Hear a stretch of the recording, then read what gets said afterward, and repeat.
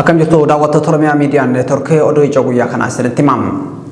Waraanni bilisummaa Oromoo zoonii Kibbaa Gujii keessa socho'u sochii waraanaa taasisaa jiruun lafa to'annaa isaa jala oolchetti hawaasa wajjin marii garaagaraa deemsaa jiraachuu isaa ibse.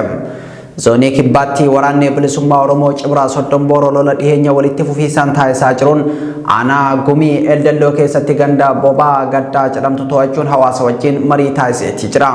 Lolaan Koloolessa 8 bara 2021 waraana bulchiinsa Abiyyi Ahmedii fi waraana bilisummaa Oromoo kan Gujii aanaa Gumii Eldelloo keessa socho'u jidduutti taasifame loltoonni biltsiginnaa hedduun dhumuu fi madaa'uu ragaaleen Oromiyaa Miidiyaa Neetworkiif ergaman ni mul'isu.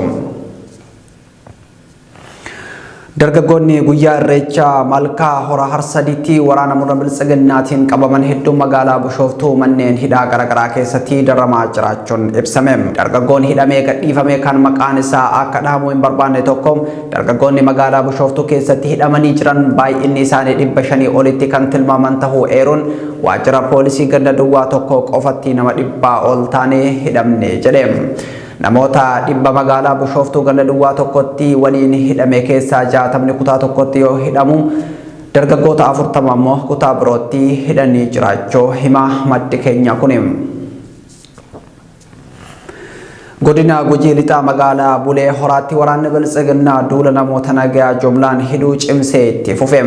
Kana malees sagalee dhukaasaa guyyaa irraa guyyatti ni dhagahama. Kun ammoo tasgabbiin akka hin sochoone nu taasise jechuun hawaasni komataatii jiru.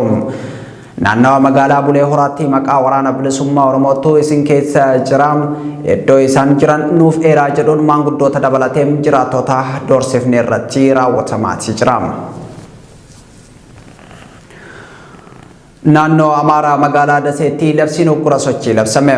Waraana naannicha keessatti deemaa jiruun muddama keessa seenee kan jiru biltsiginnaan naannoo Amaaraa magaalota keessatti labsii dhorkaa sochii daangessuu baasuu itti fufeetii jira.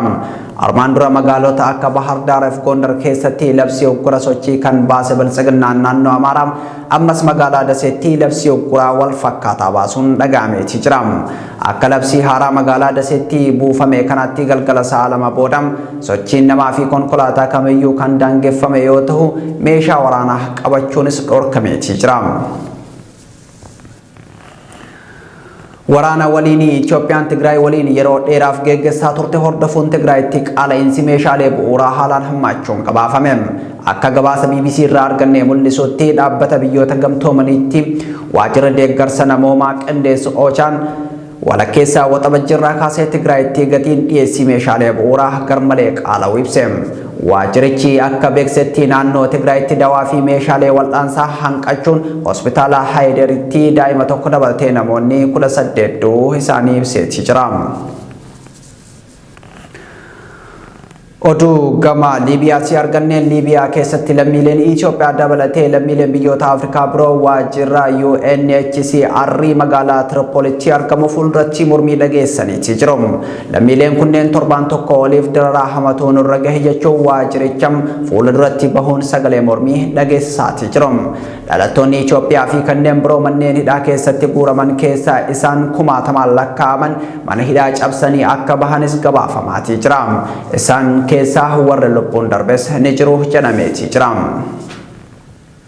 Oduun ijoon ammaaf qabanne kana fakkaataa bal'inni oduu kana oduu keenya idilee keessatti argattu turtii gaarii.